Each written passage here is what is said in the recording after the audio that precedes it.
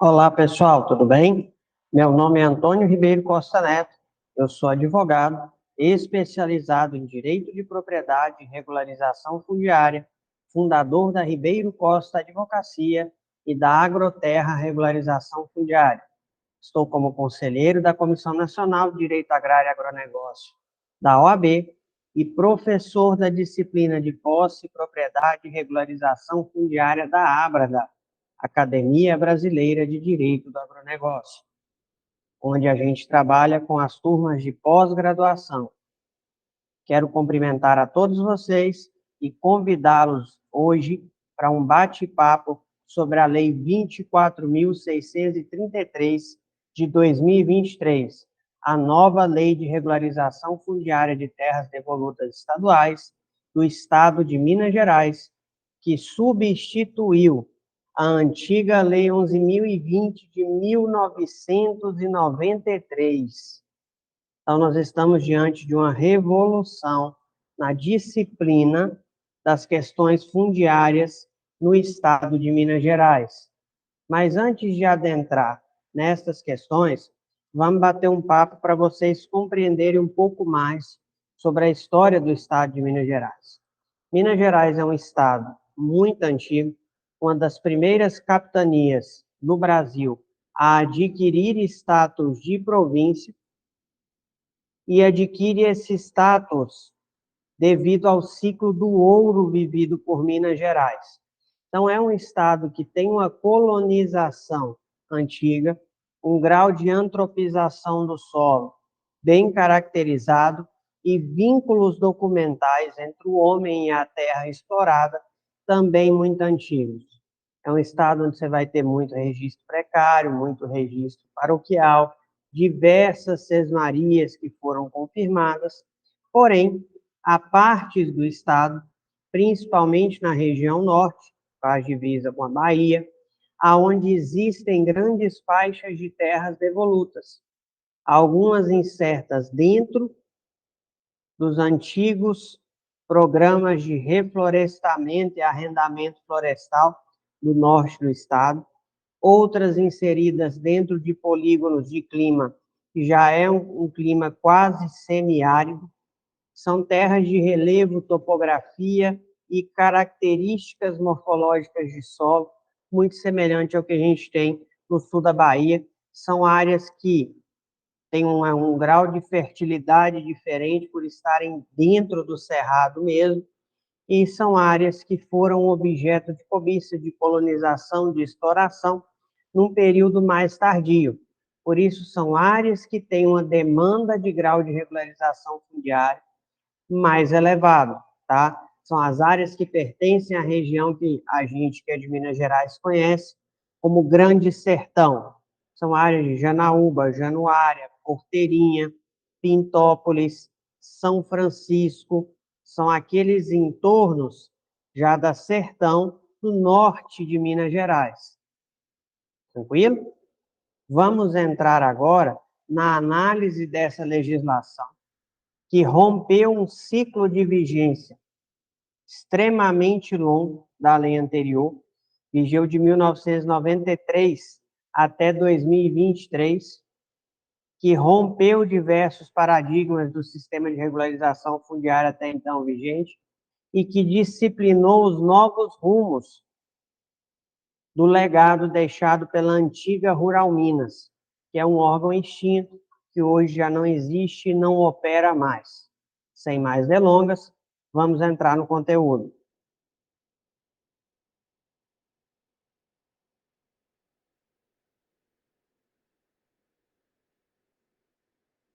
Eu vou deixar aqui para vocês no slide o link do nosso Instagram e o telefone para contato, caso alguém queira tirar uma dúvida ou bater papo sobre essa questão, e vou deixar as perguntas abertas também aqui embaixo no vídeo, ok?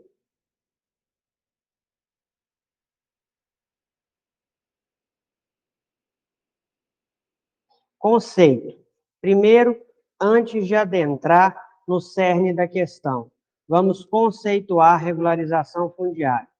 Regularização fundiária é o conjunto de medidas jurídicas e sociais que visam a legalização da situação de posses irregulares ou regulares sobre terras devolutas dos Estados, Distrito Federal e União, em caso onde as mesmas já foram aproveitadas e tornadas produtivas pelo particular que as ocupa, sendo que, nestes casos, o melhor direito assegura a titulação de seus ocupantes, de modo a garantir o direito constitucional à propriedade e o pleno desenvolvimento das funções social e econômica da propriedade.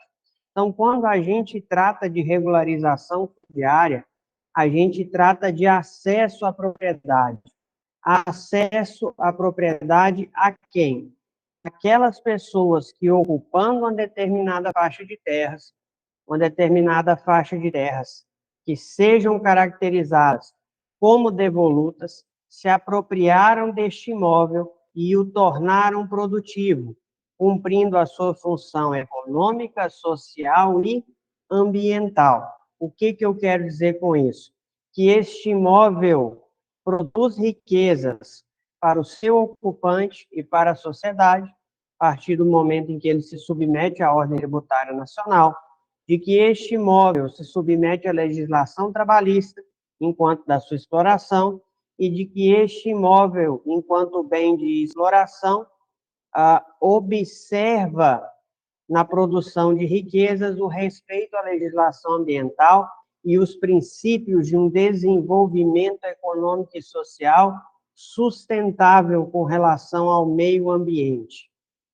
Este conjunto de fatores, somados à ocupação por um particular, por um determinado prazo de tempo, preenchendo os requisitos legais específicos, assegura o direito à regularização fundiária, que é um desdobramento do direito de propriedade, através do que se convencionou chamar de direito de acesso à propriedade.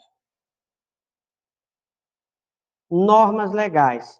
Neste quadro, eu deixei para vocês aqui detalhado as normas legais com as quais a gente vai trabalhar nessa aula e com as quais você que é agrimensor, advogado, técnico agrícola ou engenheiro ambiental, que exerce alguma dessas profissões que estão diretamente ligadas à regularização fundiária, vai ter que se habituar a trabalhar no dia a dia, se você quiser trabalhar com essas questões, tá?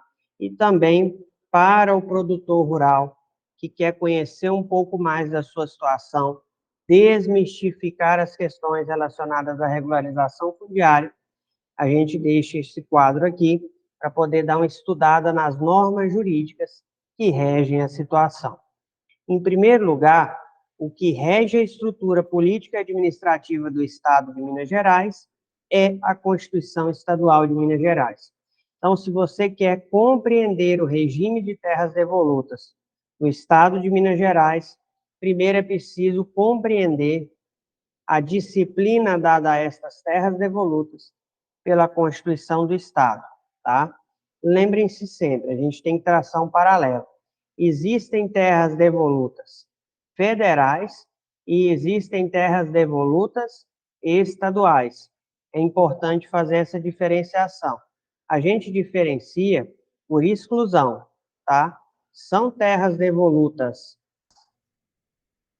Com relação a isso, a gente vai tratar mais adiante no vídeo.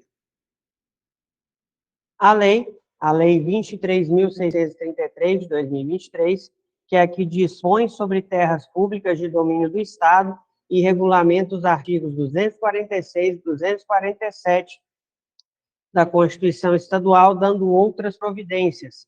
E o decreto 48.679 de 2023, que é responsável por regular a estrutura administrativa da SEAPA, que é a Secretaria de Estado de Agricultura, Pecuária e Abastecimento do Estado de Minas Gerais, o órgão que absorveu a competência pela regularização fundiária no Estado de Minas Gerais, sucedendo a antiga Rural Minas, que hoje já não existe mais.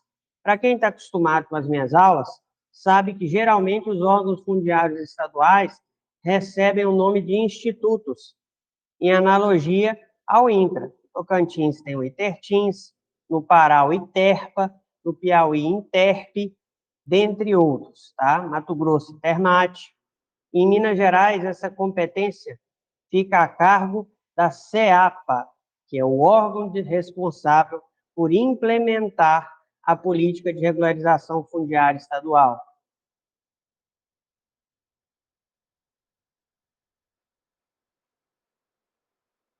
Terras devolutas. Terras devolutas são aquelas que, não pertencendo a particulares, também não se encontram afetadas ao uso da União, estados, Distrito Federal e municípios, ou de seus órgãos da administração pública direta ou indireta. Estas terras pertencem ao povo brasileiro e são tuteladas pela União, por intermédio do INCRA, e pelos estados por seus órgãos próprios, devendo ser aplicadas a fins de reforma agrária e regularização fundiária. Chamam-se devolutas porque foram aquelas devolvidas pela Coroa de Portugal ao Império do Brasil após a independência. Aqui eu quero chamar a atenção de vocês para uma coisa. Terra pública é aquela que se encontra afetada a determinada finalidade pública.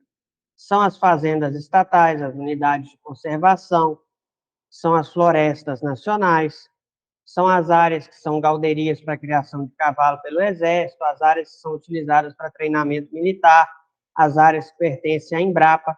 A terra devoluta, ela não tem destinação alguma dado pelo poder público, seja ele federal ou estadual. Ela não pertence ao governo do estado, ela não pertence ao governo federal. Ela pertence ao povo brasileiro e isso é consequência do fato de que somos uma república.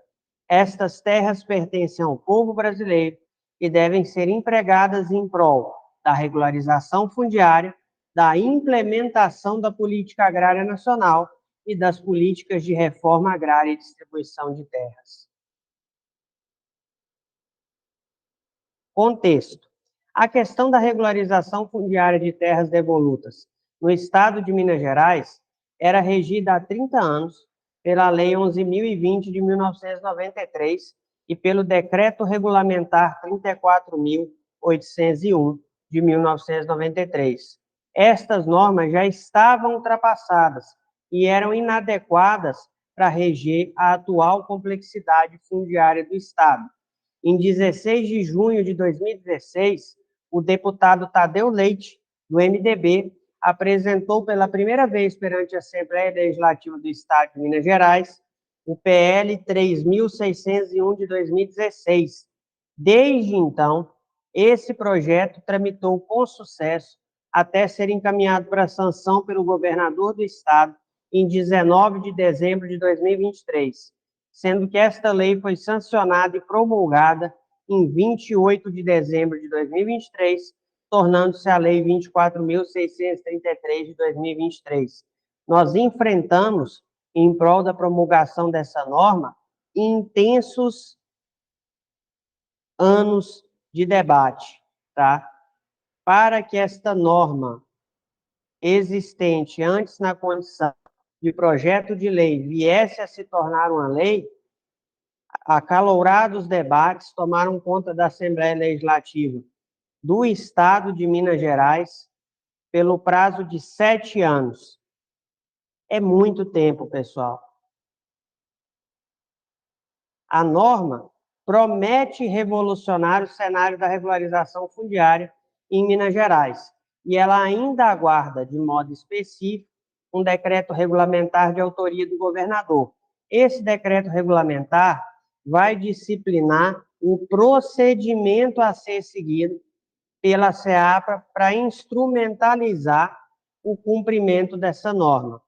Então, o que vai ser aguardado neste decreto é o rito procedimental a ser seguido pela CEAPA.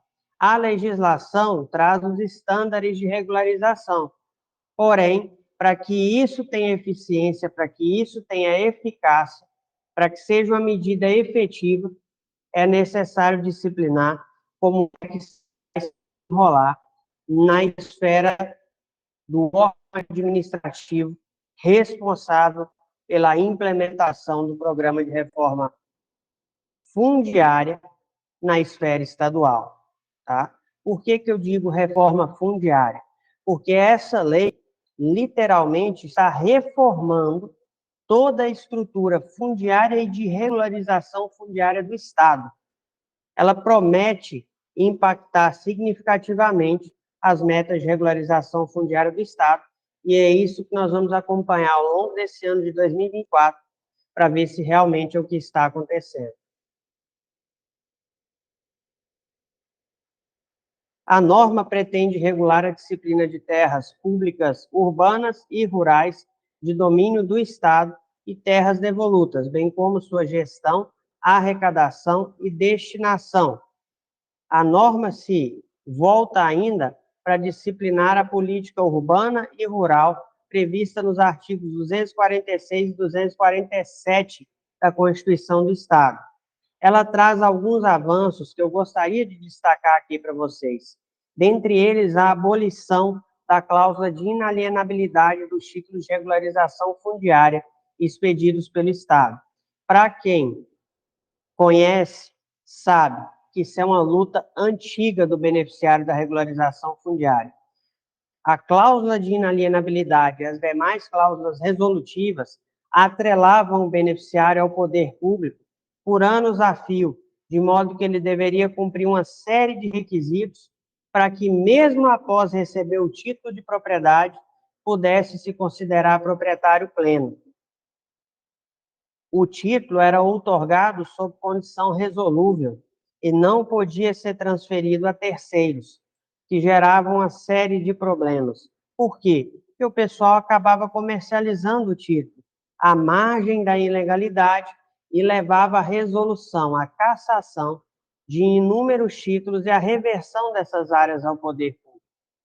Um outro ponto positivo é a anistia dos débitos existentes em desfavor dos beneficiários dos programas de regularização fundiária da extinta Rural Minas. Isso aí consta no artigo 54 da Lei 24.633, de 2023, e a abolição da cláusula de inalienabilidade no artigo 56 da mesma norma. Tranquilo? Vamos avançar mais um pouco. Terras devolutas estaduais são aquelas que se encontram registradas como terras públicas ou devolutas, compreendendo assim as terras devolutas definidas pela Lei 601, de 18 de setembro de 1850, as que foram transferidas ao Estado pela Constituição da República e as que não estejam compreendidas entre as terras de domínio da União pela Constituição da República Federativa do Brasil, que são as que a União já arrecadou na antiga faixa de segurança nacional de entorno das rodovias, as áreas que se encontram em faixa de fronteira e as indispensáveis à defesa da segurança nacional. Estas são as terras devolutas federais, com especial destaque para as áreas que se encontram dentro do perímetro da Amazônia Legal. O que eu quero chamar a atenção de vocês? O INCRA tinha uma arrecadação muito mais intensa antes da Constituição de 1988. Então, pode ser que existam diversas áreas que hoje seriam consideradas terras devolutas estaduais, que foram arrecadadas pelo governo federal e ainda estão sob a disciplina do INCRA, o que é normal. Estas áreas não passam automaticamente a integrar o patrimônio do Estado com o novo regime constitucional. Por quê? Porque já se implementaram programas de regularização fundiária e reforma agrária nessas áreas, sob a égide do INCRA, e transmitir ao Estado um processo que já está implementado vai gerar entrave burocrático, vai gerar dor de cabeça e ineficiência no desenvolvimento do projeto. Tranquilo? Tem isso em mente. Por outro lado, as áreas que foram arrecadadas pelo governo federal, às quais não foi dada nenhuma destinação, estas podem ser restituídas ao Estado a qualquer momento pelo Poder Público Federal inclusive mediante convênio de restituição, como está sendo feito no caso do estado de Roraima.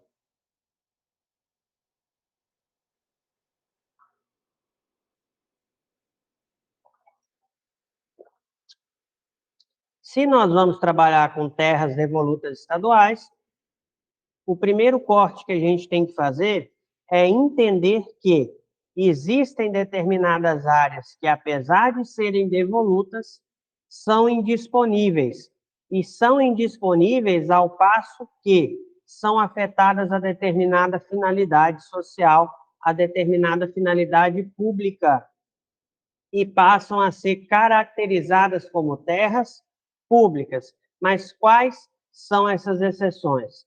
Elas estão previstas no artigo 4º da Lei 24.633, de 2023, e são elas: as necessárias à instituição de unidades de conservação ambiental, as necessárias à preservação de sítios de valor histórico, paisagístico, artístico, arqueológico, espeleológico, paleontológico, ecológico e científico, as necessárias à proteção de mananciais indispensáveis ao abastecimento público. E aqui eu quero destacar uma exceção, tá? Qual? A norma abre a ressalva que, em caso de ocupação incidente dentro de unidade de conservação estadual, desde que a regularização não seja vedada pela legislação estadual vigente, tá? No que diz respeito ao meio ambiente, e que não seja vedado pela legislação federal, e que a ocupação seja anterior à criação da UCE, pela lógica vigente, não tenha se originado sob área objeto de desapropriação pelo poder público, no ato de incorporação ou discriminação. Então, deixa eu conseguir explicar para vocês o que é isso. Caso uma pessoa esteja habitando uma determinada faixa de terra dentro da unidade de conservação estadual, porém esta pessoa já estava lá antes da criação da unidade, ela não entrou depois da criação, ela já se encontrava lá. Esta pessoa não foi desapropriada e indenizada no curso de um processo de desapropriação, tampouco esta pessoa não foi objeto de um processo de discriminação e indenizada no curso dele. Ela simplesmente estava lá. Nestes casos, desde que não haja vedação da legislação ambiental, se ela conseguir realizar o manejo sustentável da área, ela vai poder ser regularizada. Aprendam a diferir na mente de vocês discriminação e incorporação, para efeitos de diferenciar desapropriação de discriminação, ok? Então, vamos lá. Desapropriação é quando um imóvel pertence ao particular, é retirada da propriedade particular, transferida ao poder público mediante justa e prévia indenização. Discriminação é quando uma área é devoluta, ela é arrecadada pelo poder público através de um processo discriminatório que extrema o patrimônio particular do público e delimita as áreas devolutas. Já a incorporação é o ato último posterior à desapropriação ou à discriminação, que traz aquele bem de modo definitivo ao acervo patrimonial de terras devolutas ou acervo patrimonial de terras públicas. Tranquilo até aí? Beleza, vamos avançar. Terras públicas reservadas são aquelas que, segundo o artigo 5º, parágrafo 1º da Lei de Regularização Fundiária do Estado de Minas Gerais, estejam declaradas a requerimento do órgão ou entidade interessada. Então, são aquelas áreas que estão requeridas por um órgão específico para serem afetadas a uma finalidade específica. Estas são as terras públicas reservadas. Estas terras são assim declaradas a requerimento do órgão ou entidade interessado, com a interveniência do órgão responsável pela gestão de terras públicas no Estado, por ato do chefe do Executivo, governador do Estado, que especificará a sua localização, dimensão, natureza, confrontações, objetivos e demais especificações da área reservada, cuja afetação à finalidade não poderá ser alterada, salvo para atender a outro fim ou interesse público.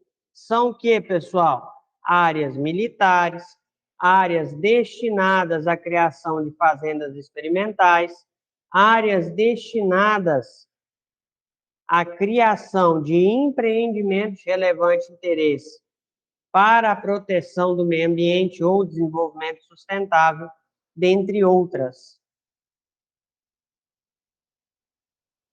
São terras reservadas de acordo com o artigo 5º da Lei de Regularização Fundiária do Estado de Minas Gerais, as necessárias à fundação de povoado ou de núcleo colonial e a construção de equipamento público federal, estadual ou municipal, as adjacentes às quedas d'água, passíveis de aproveitamento industrial em instalações hidráulicas, as que contenham minas e fontes de água minerais e termais passíveis de utilização industrial, terapêutica ou higiênica, bem como os terrenos adjacentes necessários à sua exploração. Eu quero destacar para vocês, no item 2, seria o tocante à construção de hidroelétricas.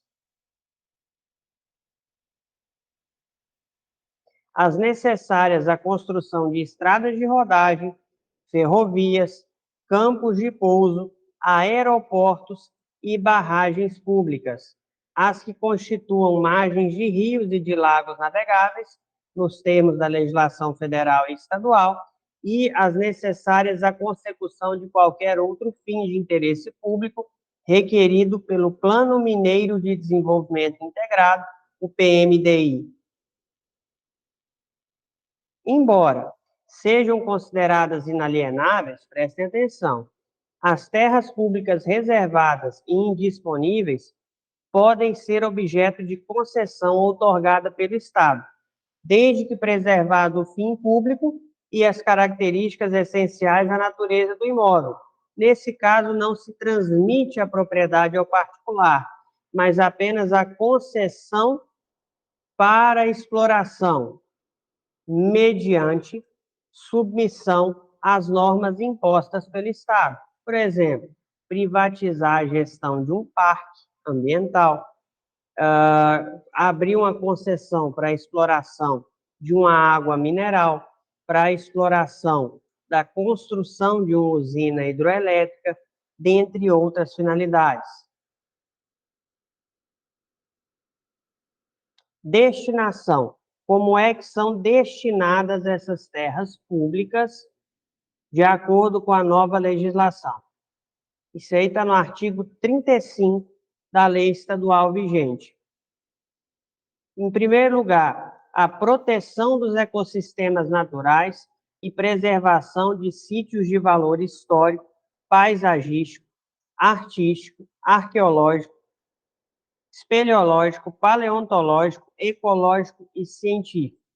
A concessão ou alienação para empreendimentos que contribuam para o desenvolvimento econômico e social sustentável, a regularização fundiária, a demarcação e discriminação de terras ocupadas por comunidades tradicionais. Quem são em Minas Gerais?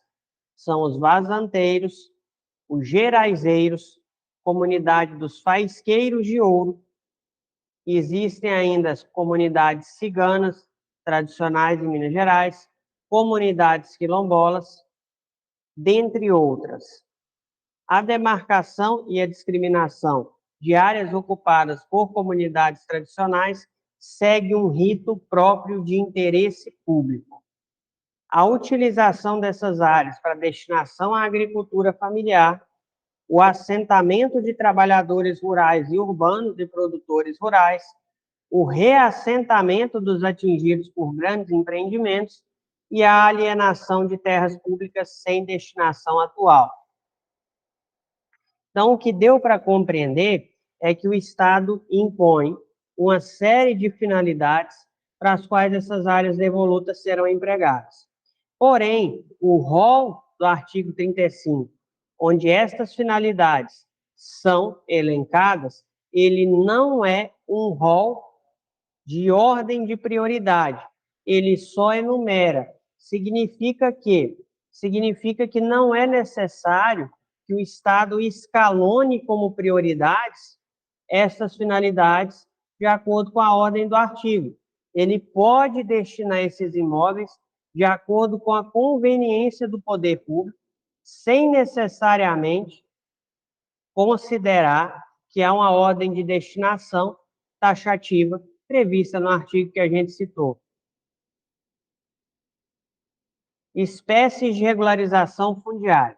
Então, uma vez que a gente já chegou até esse ponto, vamos aqui disciplinar quais são as espécies de regularização fundiária permitidas pela legislação estadual e quais são os requisitos para ser beneficiário de cada uma dessas espécies de regularização fundiária.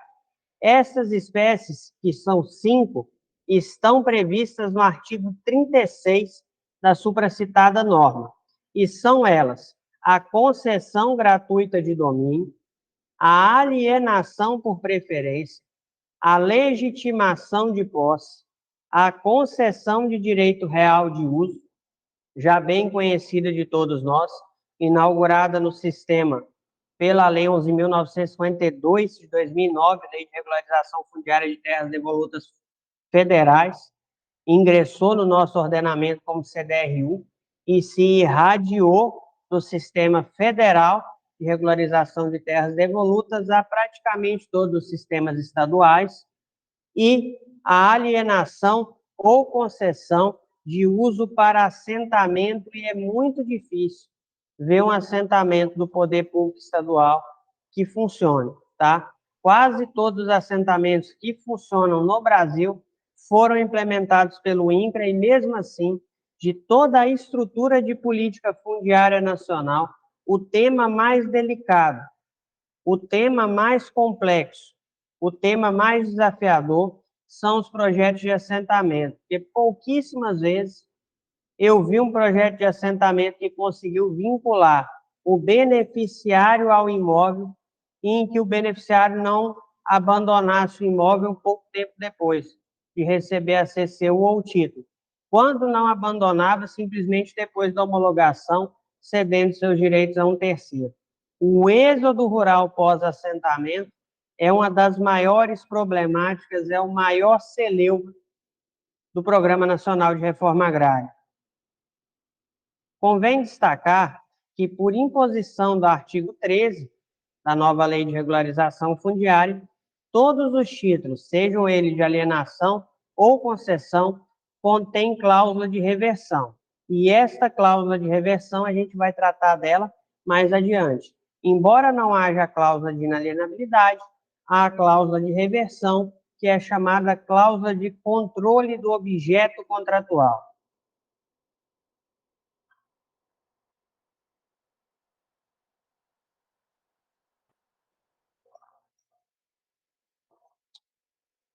Antes de entrar no mérito de como funcionam as modalidades de regularização fundiária, é interessante saber quem são as pessoas que podem ser beneficiárias dessa regularização fundiária.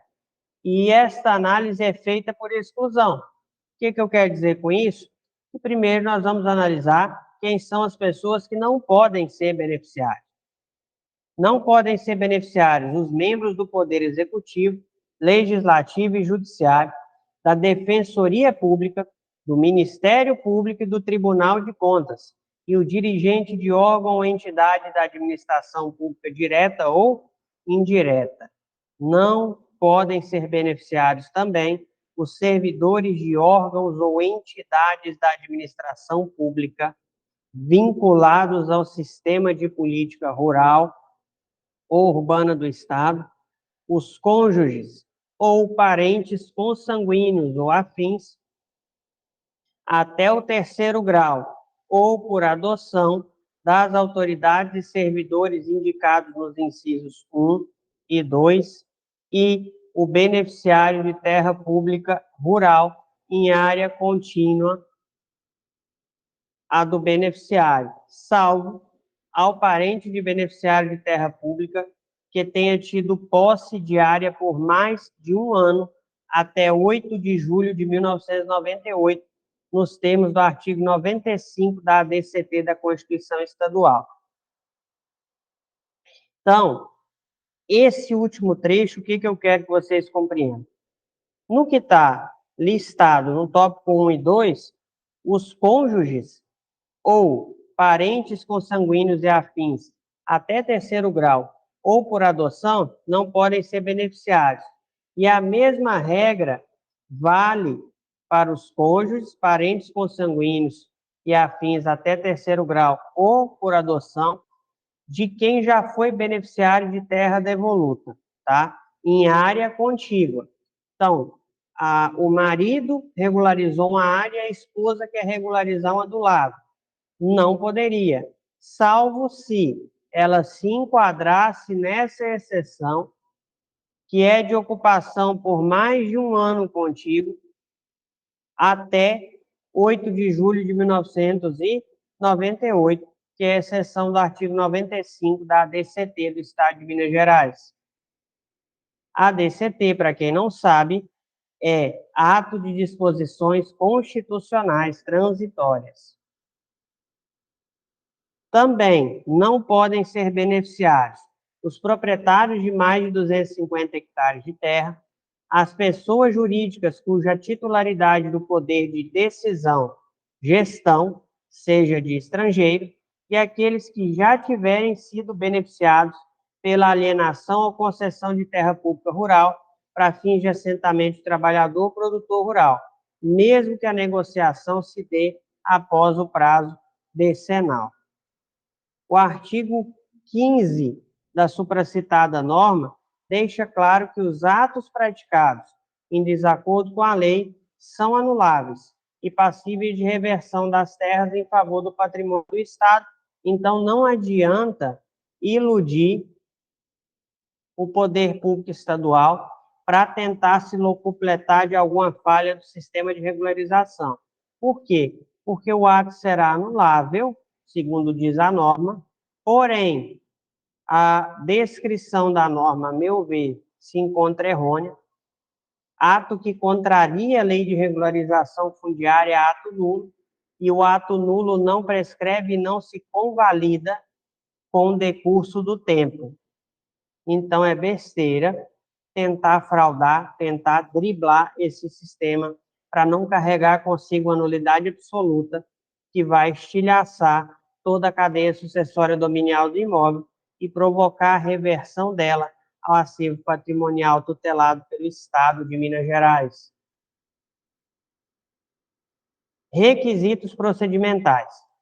Dependem de prévia autorização da Assembleia Legislativa a alienação ou concessão a qualquer título de terra pública estadual ressalvado os casos previstos no parágrafo 2º do artigo 246, parágrafo 3º e 8º do artigo 247 da Constituição Estadual, a alienação ou concessão de terras públicas e devolutas rurais previsto no artigo 247 da Constituição do Estado, com área até 100 hectares, e os casos previstos no artigo 18 da Constituição do Estado.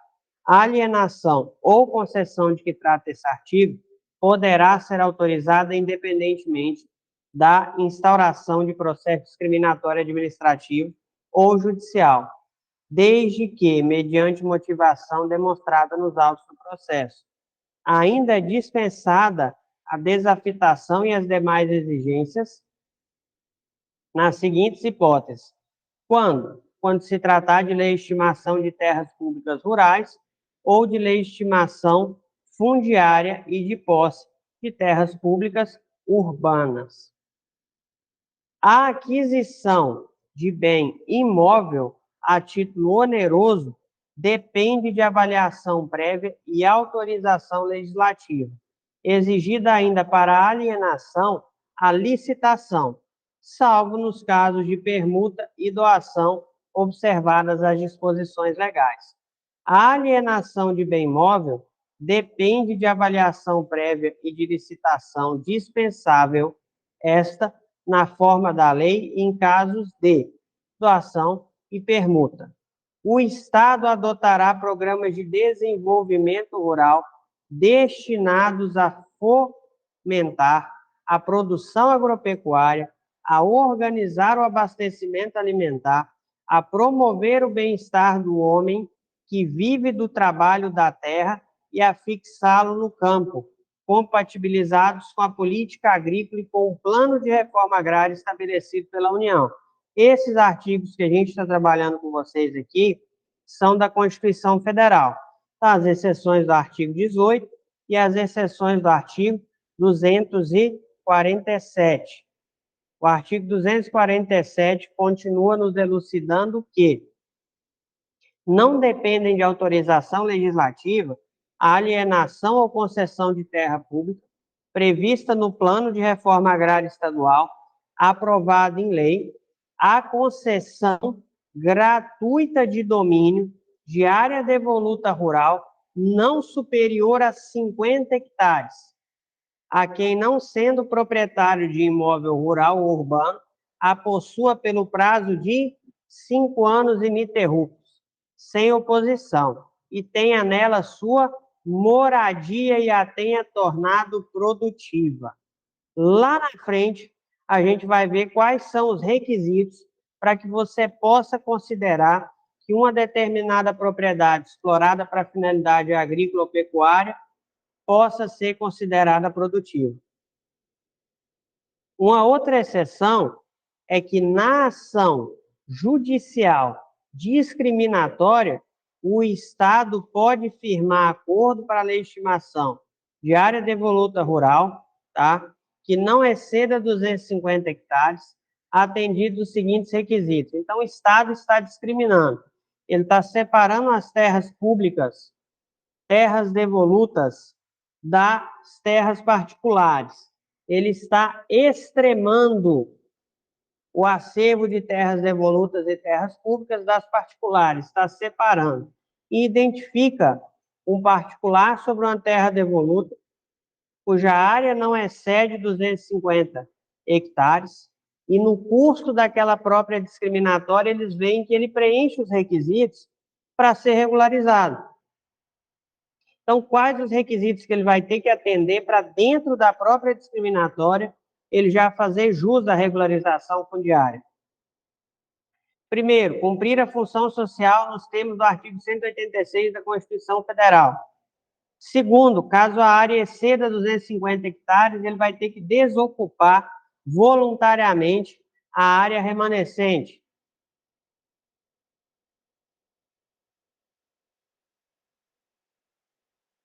Ainda tratando dos requisitos procedimentais, é importante a gente se atentar no papel que vai ser desempenhado pela Assembleia Legislativa nesse procedimento. Está disciplinado que serão encaminhados à Assembleia Legislativa do Estado, conforme artigo 8º, parágrafo 3º dessa lei, um relatório das terras públicas registradas e devolutas urbanas e rurais a serem legitimadas ou concedidas administrativamente, com antecedência mínima de 90 dias à expedição do título ou celebração do contrato, e um relatório anual das atividades relacionadas com a alienação ou concessão administrativa, sem prévia autorização legislativa, de terras públicas e devolutas urbanas e rurais, que conterá, no mínimo, discriminação das terras de acordo com a zona em que estiverem situadas, classificando-as como urbanas, de expansão urbana ou rural. Além da identificação dos beneficiários, dimensão e localização individualizada das áreas objetos de regularização fundiária. Esse é um mecanismo de controle que a Assembleia Legislativa Estadual exerce sobre a política fundiária de Minas Gerais.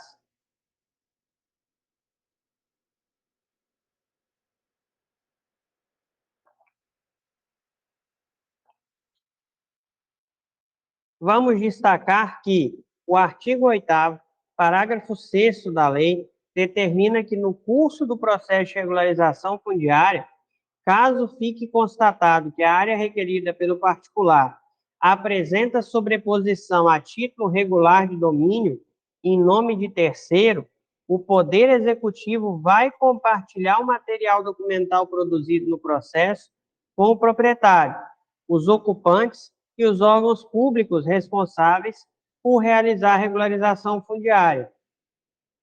Isso aí para quê?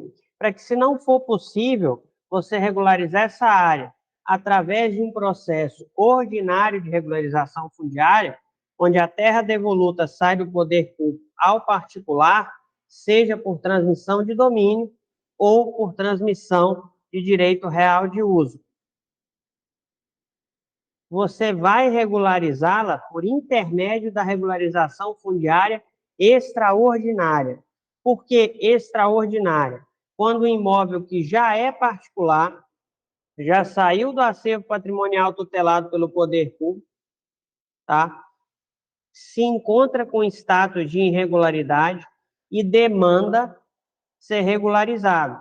Por que extraordinário? Porque presume-se que todos os imóveis que estão no domínio particular estariam regularizados a partir do momento da transmissão pelo poder público. E quais são os métodos de regularização extraordinária? Uso capião, inventário, extremação, adjudicação compulsória, demarcação, divisão, dentre outros, tá? São métodos para regularizar a situação de dominialidade, área e demais situações cadastrais de imóveis particulares que estão no poder de terceiros que exercem posse legítima, embora não possam invocar propriedade. Tranquilo? Vamos lá. O artigo 12, por sua vez, impõe, sob pena de reversão da área, uma série de obrigações ao particular adquirente ou concessionário de terras públicas, e são elas.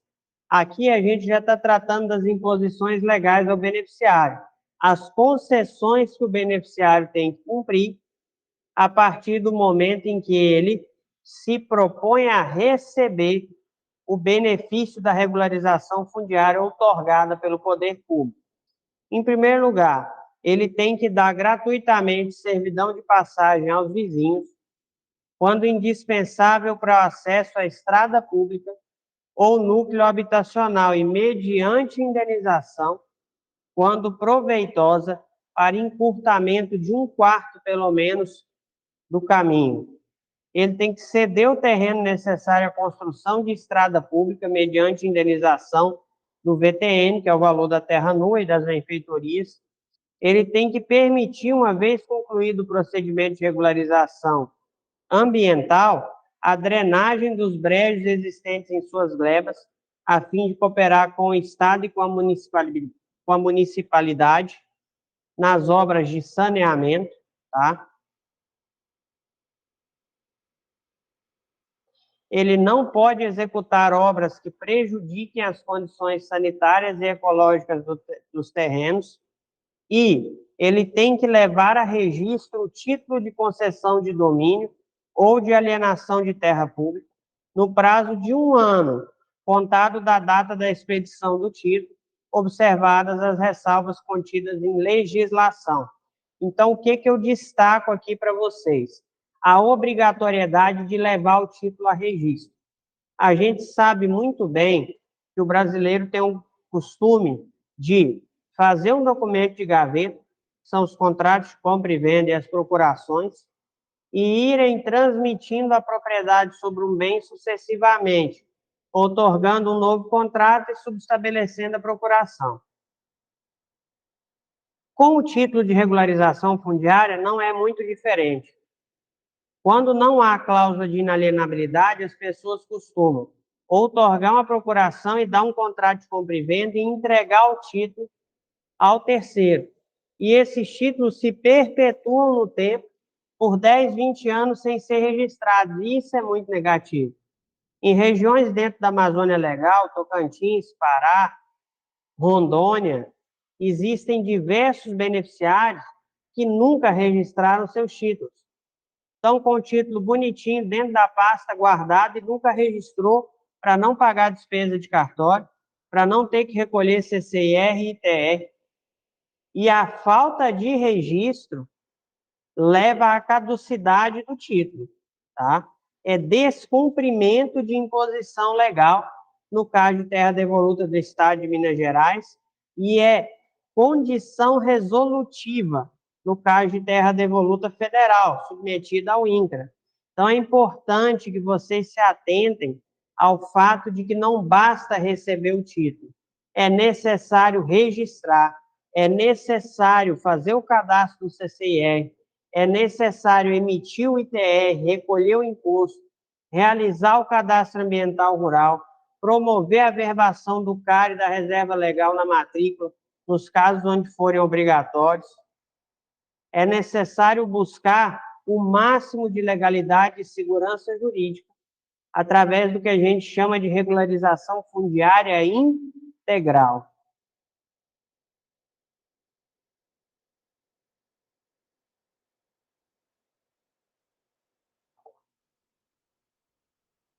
Ainda dentro das imposições legais que pesam sobre o beneficiário, o artigo 8º, parágrafo 6º da referida norma, impõe, sob pena de reversão da área, que o beneficiário deverá obediência à afetação dada ao bem no ato da doação, mantendo-lhe explorada de acordo com a destinação prévia adequada, sob pena de reversão ao patrimônio do Estado. O artigo 247, parágrafo 4º da Constituição Estadual, da dita norma, impõe ao beneficiário da alienação ou concessão de uso para assentamento a inalienabilidade do título por 10 anos, sob pena de reversão ao patrimônio do Estado. Não pode haver a desvirtuação da finalidade do bem. É necessário que a exploração e o uso do bem observem a finalidade para a qual se originou o ato do poder público que transmitiu o direito sobre ele ao particular, tá? E aqui, especificamente, eu trouxe esse detalhe para vocês sobre a questão da inalienabilidade dos títulos outorgados em áreas voltadas para a criação de assentamentos, tá? Para fugir um pouco daquela regra que a gente trabalhou lá atrás, do rompimento da cláusula de inalienabilidade. A alienação, doação ou concessão de terras devolutas pode ser pleiteada de modo individual ou coletivo e será acompanhada, conforme o artigo 36, parágrafo 3º da nova lei, dos seguintes documentos.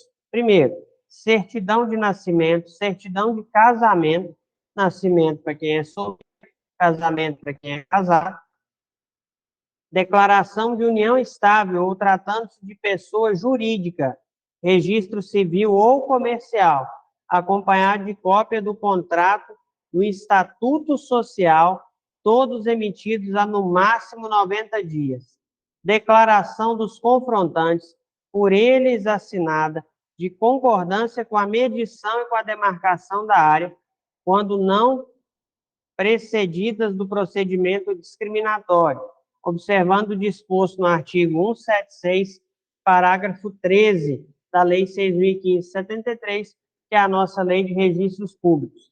Essa declaração de concordância é muito semelhante à declaração de anuência ou carta de anuência dos limites e confrontações, que é feita para averbação do georreferenciamento na matrícula do imóvel.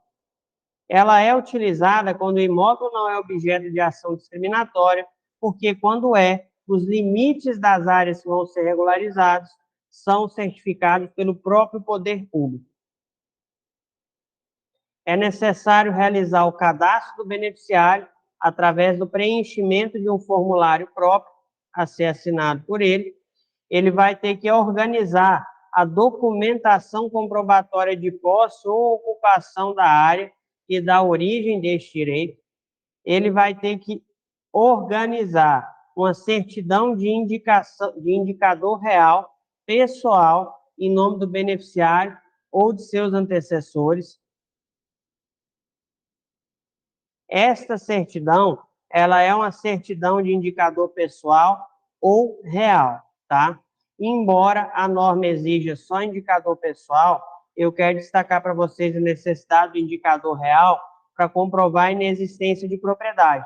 Ela é uma certidão que vai ser retirada no cartório de registro de imóveis, para comprovar que estas partes não foram proprietárias desse imóvel e que estas partes não foram desapropriadas para sua constituição como terra devoluta ou para sua arrecadação, e que hoje a parte que vai ser beneficiária não é proprietária de nenhum outro imóvel rural nas mesmas condições.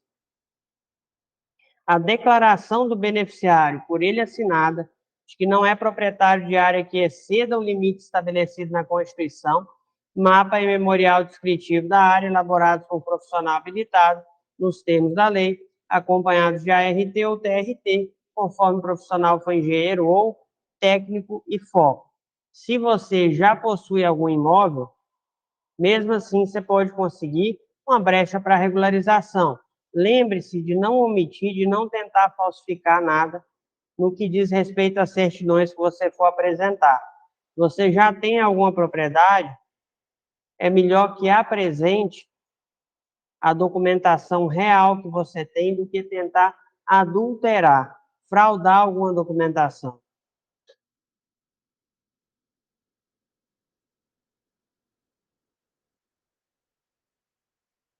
É importante destacar que o Estado poderá credenciar empresas para de georreferenciamento, planta, memorial descritivo, declaração de confrontantes, LIF e outros procedimentos previstos em regulamento, sendo que esses laudos deverão ser ratificados pelo setor competente pela análise de documentação. Cabe ao requerente de terra pública devoluta rural, caso opte por contratar uma empresa credenciada, arcar com os respectivos ônus. O Estado pode celebrar termo de cooperação com os municípios ou entidades para a realização do credenciamento de empresa, para a realização dos trabalhos técnicos necessários ao particular que vai pleitear a regularização fundiária. A apresentação do Cadastro Ambiental Rural, CAR, como prova de ocupação e sua data de início, não exclui ao beneficiário a apresentação de outros documentos como meio de prova. Aqui é importante, quando você vai trabalhar com essa regularização, que você se preste a se basear em 3 pilares. O primeiro, a comprovar que a ocupação é mansa e pacífica e que não existe confronto ou disputa com os vizinhos. Segundo, que você deu cumprimento à função social, econômica e ambiental do imóvel através da correta exploração do mesmo. Terceiro, a data de ocupação, o prazo de ocupação. Foque em utilizar toda a documentação disponível que estiver ao seu alcance para produzir essas provas. Concessão gratuita de domínio. Nós vamos entrar agora especificamente em um por um das espécies de regularização fundiária, dos tipos de regularização fundiária colocados à disposição do cidadão pela nova lei. Primeiro, concessão gratuita de domínio, aonde está previsto artigo 37 da Lei 24.633 de 2023, e apresenta os seguintes requisitos: a parte não pode ser proprietária de nenhum outro imóvel urbano ou rural. A ocupação direta e exploração da área de modo a torná-la produtiva pelo prazo mínimo de 5 anos. Limite da área, 50 hectares. É uma das formas de regularização mais célere, não apresenta onerosidade, porque ela é feita de forma gratuita, porém ela é bastante limitada em prazo e limitada no sentido de que a parte tem que estar em condição de hipossuficiência agrária, ou seja, não possuir nenhum outro imóvel rural produtivo, e hipossuficiência urbana, não possuir nenhum outro imóvel habitacional ou de renda em meio urbano. Alienação por preferência. Requisitos. Ela está no artigo 38 e 39 da Lei 24.633 de 2023. Ocupação e exploração efetiva da área de modo a torná-la produtiva. Tranquilo. Vinculação pessoal à terra. A parte tem que explorar esse imóvel com auxílio de colaboradores ou de sua família, mas quem tem que dirigir, quem tem que coordenar essa exploração é a parte. Não vale arrendamento, não vale parceria. A parte que se pretende a ser beneficiário tem que explorar essa área diretamente. Limite, 250 hectares. E a parte tem que ter disponibilidade para pagar o valor correspondente à área alienada. Alienação por preferência, dispositivos constitucionais aplicáveis. O Estado adotará programa de desenvolvimento rural destinado a fomentar a produção agropecuária, organizar o abastecimento alimentar, promover o bem-estar do homem que vive do trabalho da terra e fixá-lo no campo, compatibilizados com a política agrícola e com o plano de reforma agrária estabelecido pela União. Quem tornar economicamente produtiva terra devoluta estadual e comprovar sua vinculação pessoal a ela, tem preferência para adquirir o domínio de área até 250 hectares contra o pagamento do valor correspondente acrescido de emolumentos.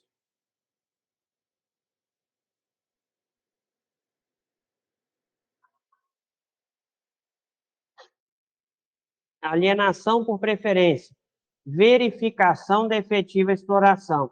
Então, o que é efetiva exploração? Sob os parâmetros da Lei de Regularização Fundiária do Estado de Minas Gerais. Para terrenos de agricultura, é a utilização de, no mínimo, 30% da área aproveitável. 30% da área aproveitável é 30% da área que pode ser tornada produtiva. Você tem 50 hectares de área agricultável e 200 de serra, ninguém espera que você vá plantar lavoura em cima da serra, ok? Se você tem uma área que alaga, ninguém espera que você vá plantar lavoura ou criar gado dentro de água, até mesmo para que haja preservação do manancial, da vereda, da nascente. Você vai trabalhar em cima da área que é passível de exploração, da área aproveitável. Esses 30% não são calculados sobre a área total, mas sim sobre a área efetivamente aproveitável. É pouco, é um limite de exploração razoável frente ao que é exigido pela legislação federal, por exemplo. Nos terrenos para pecuária, a utilização comprovada de, no mínimo, 50% da área aproveitada, com área de pastagem que comporte 3 cabeças de gado, vácuo ou similar, por alqueire geométrico. Então, 3 cabeças de gado bovino ou bubalino, tá? Ou criação de equinos, também tem sido admitido, por hectare. Por quê? Porque a área de pecuária é menos exigente. A abertura de pastagem demanda menos investimento do que a abertura de lavoura. Então, além de explorar um percentual maior da área passível de aproveitamento, é necessário ainda que você comprove que essa área consegue suportar pelo menos 3 cabeças de gado por alqueire geométrico, e aqui não é um conceito que a maioria das pessoas estão habituadas, é o alqueire mineiro.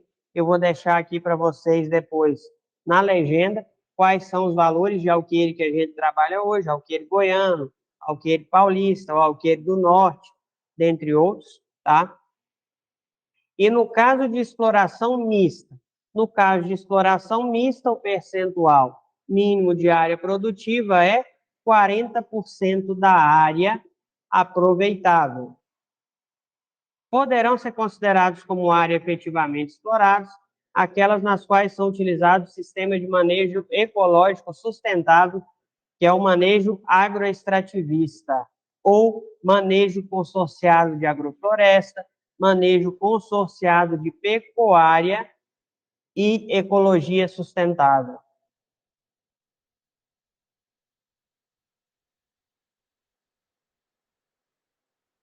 Legitimação de posse. Artigos 40 e 41 da Lei Fundiária do Estado de Minas Gerais. A legitimação de posse é uma modalidade antiga de regularização fundiária. A gente conta com ela desde a promulgação da Lei de Terras de 1850. Porém, se adaptou à forma do Instituto e se amoldou à realidade, também os requisitos, de forma que hoje o que se mantém é apenas o nome do Instituto, e não guarda grande correlação com o Instituto originário. Quais são os requisitos da legitimação de posse? Não ser proprietário de nenhum outro imóvel, urbano ou rural, ocupar a área por no mínimo 1 ano, tornando-o economicamente produtivo por seu trabalho e de sua família, e tendo nessa área sua principal fonte de renda. O limite dessa área não vai poder exceder 250 hectares. A legitimação de posse consiste no fornecimento de licença de ocupação pelo prazo mínimo de 4 e máximo de 10 anos, findo o qual serão auferidos os requisitos, inclusive os dispostos no artigo 39 dessa lei. Caso cumpridos, o ocupante terá preferência para a aquisição do domínio. Está no artigo 40 e 41. A licença de ocupação é intransferível, inter vivos e inegociável, não podendo ser objeto de penhora ou arresto. A licença de ocupação, entretanto, é documento hábil para promover o licenciamento ambiental da área e ter acesso às linhas de crédito rural que não impliquem constituição de garantia hipotecária. Ela vai te dar acesso às modalidades de crédito ignoratícias ou fundiárias, penhor de safra, penhor pecuário, penhor de maquinário, alienação fiduciária para aquisição de maquinário, dentre outras modalidades.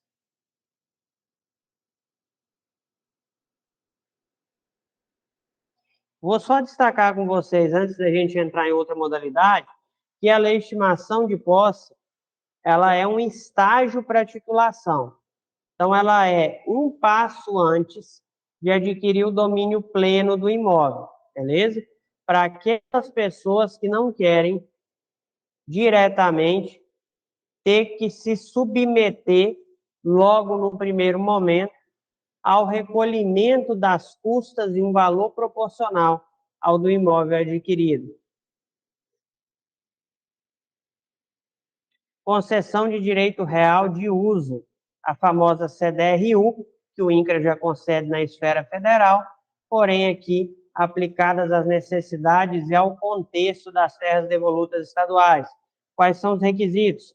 Exploração efetiva da área, vinculação pessoal à terra e um limite de área que não exceda 250 hectares, aonde está previsto o artigo 42 e 43 da Lei 24.633 de 2023, a concessão de direito real de uso de terras públicas devolutas rurais pelo prazo máximo de 10 anos, como direito real resolúvel para fim específico de uso ou cultivo da terra, observando os limites previstos no artigo 247, parágrafo 6º da Constituição, no que diz respeito à área, será outorgada a quem comprovar a exploração efetiva e vinculação pessoal à terra.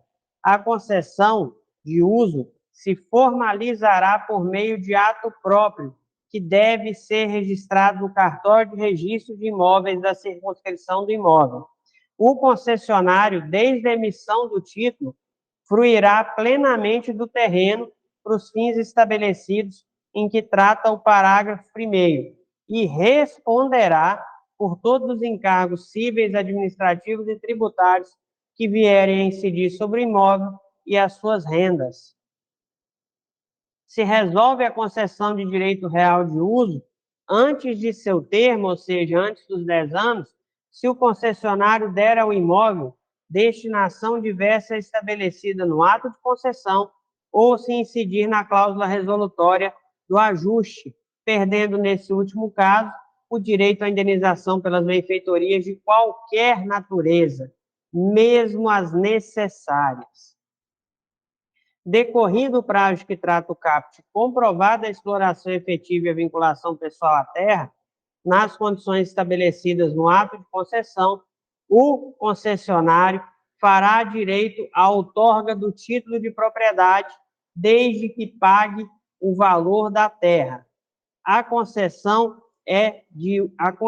de direito real de uso é nominal, ela é intransferível, exceto causa-mortes, situação em que o cônjuge supérstite e os herdeiros, desde que domiciliados no imóvel, podem assinar o termo e assumir as obrigações do decúchos. Então, vamos lá. A CDRU, ela é intransferível. Ela é personalíssima. Ela não pode ser entregue a terceiro. Ou seja, você não pode transmitir a posse desse imóvel a um terceiro para explorar, seja por parceria, arrendamento ou mesmo vendendo o direito que você tem sobre esse imóvel a um terceiro. Caso o beneficiário morra, os herdeiros que continuem residindo e explorando o imóvel, ou o cônjuge sobrevivente, o viúvo ou a viúva, poderão celebrar um novo termo com o Estado, substituindo o termo antigo do falecido e ingressando na responsabilidade por todas as obrigações do decújus. Aplica-se a CDRU ao ocupante de terra pública devoluta rural, cuja área se encontre inserida em unidade de conservação, desde que seja permitida a ocupação nos termos da legislação ambiental e desde que seja comprovado o exercício de posse anterior ao ato de criação da unidade, devendo ser comunicada ao órgão ou entidade competente a concessão do título. Órgão ou entidade competente é o órgão ou entidade que faz a gestão dessa unidade de conservação.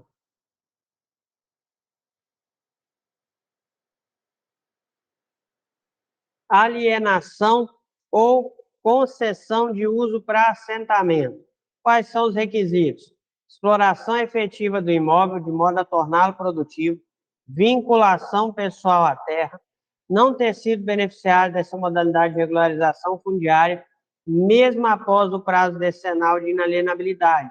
É a única modalidade de título expedido que apresenta cláusula de inalienabilidade, nesse caso, com vigência decenal, conforme disposto no artigo 247, parágrafo 1º, inciso 9 da Constituição do Estado, o que significa que, se você já foi beneficiário de algum programa de regularização fundiária, você não se enquadra nessa modalidade, tá? Está prevista no artigo 42 e 43 da Lei de Regularização Fundiária de Minas Gerais. Requisitos.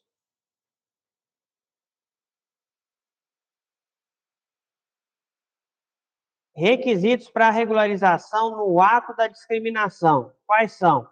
No processo discriminatório administrativo ou judicial, o Estado pode firmar acordo para a legitimação de terra pública, observado o limite de 250 hectares e atendendo os seguintes requisitos. Primeiro, cumprimento da função social, nos termos do artigo 186 da Constituição.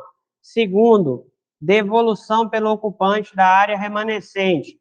esse artigo 19 parafraseia o conteúdo que já está na Constituição Federal, beleza?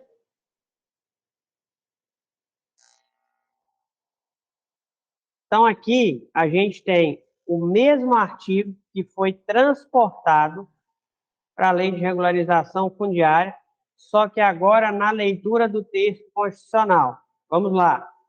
O Estado adotará programas de desenvolvimento rural destinados a fomentar a produção agropecuária, organizar o abastecimento alimentar, promover o bem-estar do homem que vive do trabalho na terra e fixá-lo no campo, compatibilizados com a política agrícola e com o plano de reforma agrária estabelecidos pela União.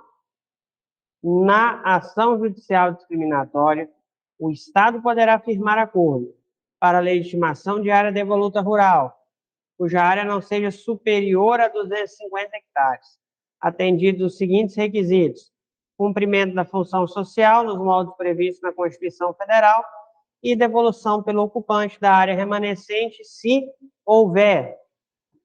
Tranquilo, pessoal? Superado isso aí, um outro paradigma que a gente necessitava superar no estado de Minas Gerais era a situação dos antigos distritos florestais nas regiões do norte de Minas, concedidos a empresas para o plantio de madeira de reflorestamento, para a indústria siderúrgica e de celulose, que eles eram dados em arrendamento, que constituem extensas faixas de terra. Com o declínio do plantio de madeira de reflorestamento, estas áreas ficaram abandonadas, muitas foram objeto de venda e cessão, e a maioria dessas áreas hoje está na mão de pequenos poceiros e parceleiros. Isso é um problema grave a ser resolvido, porque elas já perderam a sua finalidade na maioria dos casos, são objeto de uma cadeia sucessória possessória enorme, e a irregularidade pesa sobre os ocupantes desse imóvel, ao passo que os beneficiários originários, a maioria, já faliu ou fechou há muito tempo, não se encontra explorando o imóvel há um tempo em que praticamente nenhum dos moradores se recorda de qual foi a última data de exploração anterior à ocupação pelos poceiros, tá? E deveria ser objeto de uma política de regularização fundiária e arrecadação mais massiva pelo Estado. Compete ao órgão responsável pela gestão de terras públicas devolutas rurais a adoção de políticas e instrumentos de recebimento, arrecadação e destinação das terras devolutas rurais arrendadas no âmbito do Programa de Distritos Florestais. O órgão responsável adotará medidas de recebimento, arrecadação e destinação das áreas, coordenando em conjunto com os demais setores da administração pública as ações necessárias para a consecução desses objetivos. Isso aí, pessoal, eram áreas enormes, tá? Áreas de 30, 40, 50 mil hectares. Que a partir do momento em que essas empresas, em que esses particulares as abandonaram, foram ocupadas desordenadamente pelo sistema de apossamentos e hoje já estão praticamente loteadas ao alvitre dos poceiros que ingressaram nesses imóveis. E isso gera um problema seríssimo, porque grande parte desses documentos residuais são desdobrados sob forma espúria para lastrear financiamentos bancários, quando, na verdade, a realidade fundiária do imóvel é de ocupação por uma parte completamente diferente do antigo beneficiário. A destinação das terras públicas de que trata essa seção será executada e coordenada pelo órgão responsável pela administração de terras públicas devolutas rurais, ainda que em conjunto com os demais setores administrativos do Estado, observando as seguintes prioridades. 1. Proteção aos ecossistemas naturais, preservação de sítios de valor histórico, paisagístico, artístico, arqueológico, espeleológico, paleontológico, ecológico e científico, a concessão ou alienação para empreendimentos que contribuam para o desenvolvimento econômico e social sustentável regularização fundiária, demarcação e discriminação de terras ocupadas por povos e comunidades tradicionais, utilização para agricultura familiar, assentamento de trabalhadores rurais e urbanos e produtores rurais, reassentamento dos atingidos por grandes empreendimentos, alienação de terras sem destinação atual, e a ordem prevista nos incisos do caput não implica nível de prioridade. A regulamentação dos instrumentos de destinação vai se dar por ato normativo do Poder Executivo. Isso aí está nos artigos 48 a 53 da lei com que a gente está trabalhando, e realmente é um problema sério, tá? É algo que deveria ser tratado com mais atenção. São regiões em que há um alto índice de déficit de regularização fundiária, um alto índice de pobreza, e isso aí pela ineficiência do Estado em liquidar e gerir os frutos dos antigos programas de distrito florestal.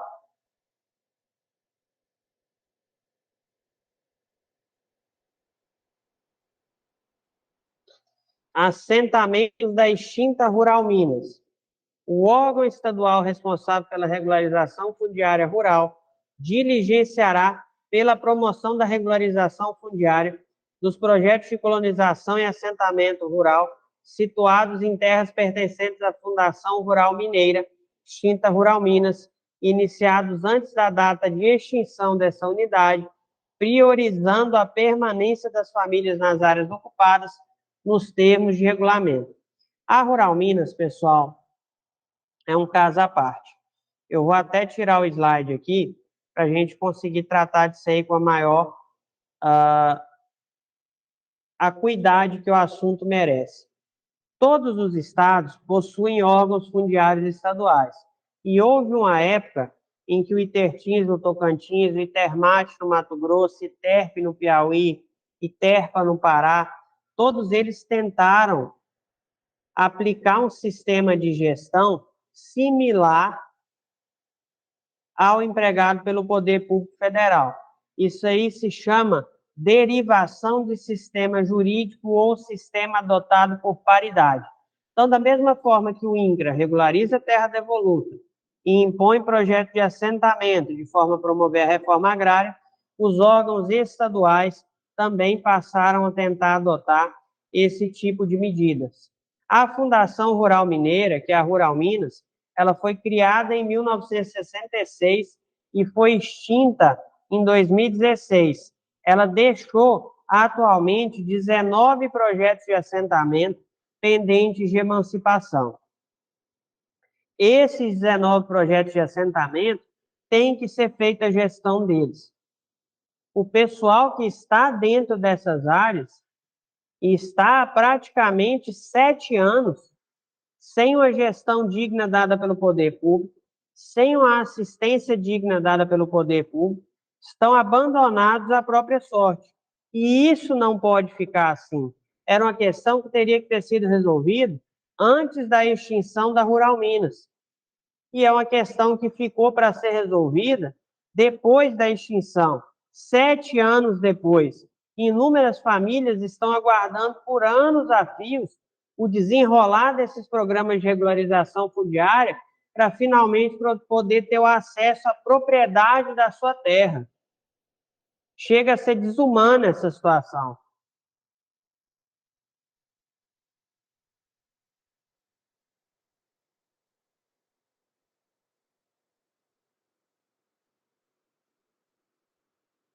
A regularização fundiária dos assentamentos previstos no caput serão observadas as competências estabelecidas na Constituição da República e na Constituição do Estado. Fica autorizada a anistia ou remissão dos débitos dos beneficiários dos assentamentos previstos no caput, porventura apurados. Essa remissão ou perdão dos débitos é um ato positivo. E é um ato positivo ao passo em que a Rural Minas não teve efetividade, ela não teve sucesso para implementar a reforma agrária. Essas pessoas não receberam praticamente nenhuma assistência, nenhuma condição de produzir. E impor a ela o cumprimento de suas obrigações, quando o Estado não cumpriu suas próprias obrigações enquanto ente do poder público, é desumano também. O disposto nesse artigo aplica-se aos projetos de colonização e assentamento urbano situado em terras pertencentes a Rural Minas e iniciados antes da data de extinção dessa entidade,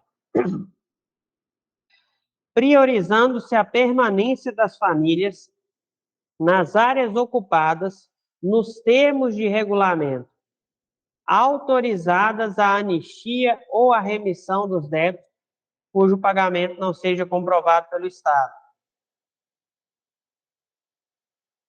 Nos títulos emitidos pelo Estado, no âmbito do Programa de Regularização Fundiária, não constará cláusula de inalienabilidade.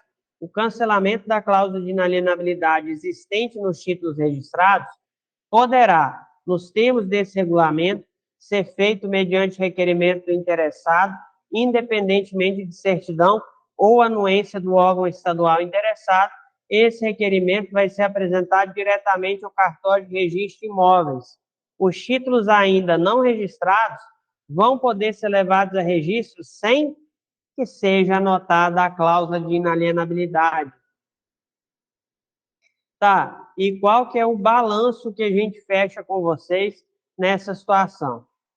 Vamos entender primeiro a que pé esteve a regularização fundiária no estado de Minas Gerais nos anos entre 2019 a 2022. Nos anos entre 2019 a 2022, foram entregues 1.010 títulos em 2019, em 2020, 791 títulos, em 2022, 1.692 títulos, tá? Perdão, em 2021, 1.692 títulos, em 2022, 1.723 títulos, havendo concentração das áreas de emissão como sendo Acaiaca, Antônio Dias, Araçuaí, Aricanduva, Arinos, Baldim, Bertópolis, Bocaiúva, Bonfinópolis, Bonito de Minas, Caraí, Caratinga, Carmesina, Catuxi, Chapada do Norte, Conceição do Mato Dentro, Crisólita, Curral de Dentro, Curvelo, Diogo Vasconcelos, Dom Joaquim, Engenheiro Navarro, Espinosa, Félixlândia, Francisco Badaró, Frei Gaspar, Gameleira, Guaraciama, Iapu, Ibiracatu, Inimutaba, Itaipé, Itamabiraba, Itaobim, Jaíba, Januária, Genipapo de Minas, Jequitibá, Joaima, Ladainha, Lamim, Mato Verde, Mendes Pimentel, Minas Novas, Monte Azul, Montes Claros, Novo Cruzeiro, Novo Oriente de Minas, Olhos d'Água, Paz Cedro, Pedra de Maria Cruz, Porteirinha, Poté, Resplendor, Rio Pardo de Minas, Santa Cruz do Escalvado, Santa Fé de Minas, Santo Antônio do Jacinto, Santo Antônio do Rio Abaixo, São Sebastião do Maranhão, Serranópolis de Minas, Setubinha, Simonésia, Teófilo Otoni, Turmalina e Uruana de Minas. Sendo que as maiores áreas de arrecadação estão em Aricanduva, as maiores áreas de arrecadação estão em Bonfinópolis e, por fim, ocupando o terceiro lugar da lista, em Inimutaba. O índice, como vocês podem perceber, não é expressivo. Há um déficit de regularização fundiária, tá? E esse déficit é representado por um fato curioso, que eu sempre comento com a turma de regularização fundiária da pós-graduação. Minas Gerais é um estado muito antigo e é um estado que não se preocupa muito com suas terras devolutas. Então, se considera que praticamente todas as áreas que estão registradas em cartório em mapa memorial são particulares. Por quê? Porque estão dentro do polígono de antigas sesmarias que foram confirmadas, dentro do polígono de antigos registros paroquiais que foram passados à medição e validação pela repartição de terras públicas.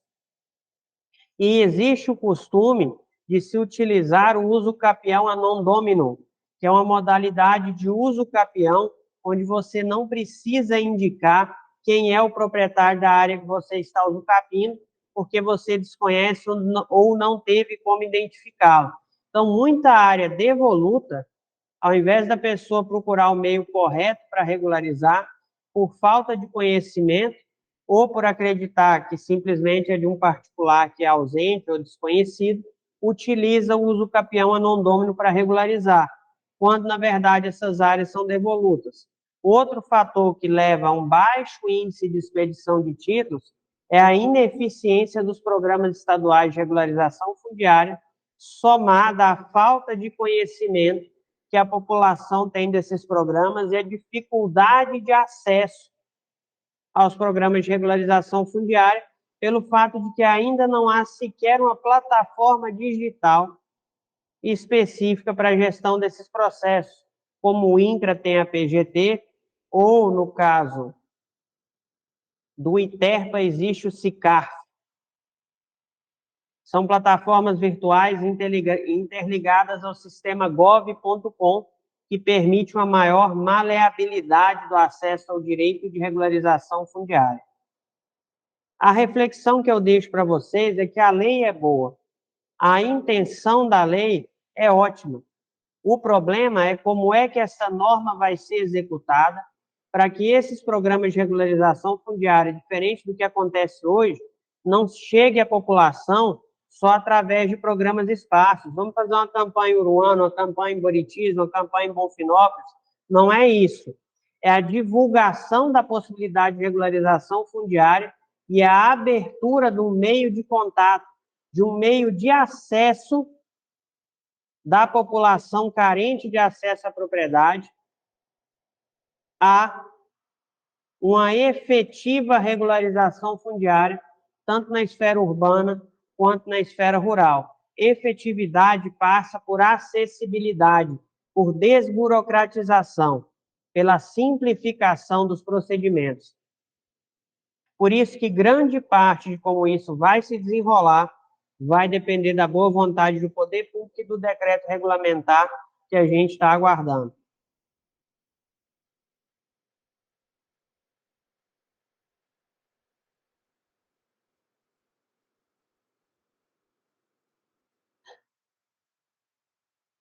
No final, eu quero deixar uma reflexão para vocês, que sendo a liberdade adquirida após o nascimento com vida, o mais sagrado dos direitos a que faz jus o ser humano, pode-se afirmar que um de seus mais puros desdobramentos é o direito à propriedade. A Bíblia nos diz que o homem é o sal da terra, que viemos do pó e ao pó voltaremos. E só quem viveu na pele sabe o quanto é duro entrar no sertão, ocupar uma terra, torná-la produtiva, cercar essa terra com o trabalho dos próprios braços, roçar com os próprios braços, plantar pastagem ou abrir uma roça e passar a vida inteira lutando para regularizar esse imóvel, para ter que lidar com o descaso do governo, para ter que lidar com o descaso do poder público, com entraves burocráticos que só impedem o acesso à efetiva regularização fundiária, sem nada contribuir para a segurança jurídica. A coragem do sertanejo, a coragem do lavrador, do criador de gado, que vai para o sertão arriscar a própria sorte para transformar uma terra bruta em imóvel produtivo é louvável. Falta ao poder público, tanto federal quanto estadual, reconhecer isso, ajudar os pequenos e médios produtores, ajudar a agricultura familiar e transformar o sonho da regularização fundiária num sonho de propriedade para todas as pessoas que aguardam há anos a fios por ser, de fato, donas dos seus imóveis. Que isso pare de ser promessa de campanha política e passe a ser uma realidade no cotidiano do povo mineiro. Fechou, pessoal? Forte abraço, fiquem com Deus, sigam a gente no Instagram para mais conteúdo, sigam a gente no YouTube, vejo vocês nos próximos vídeos.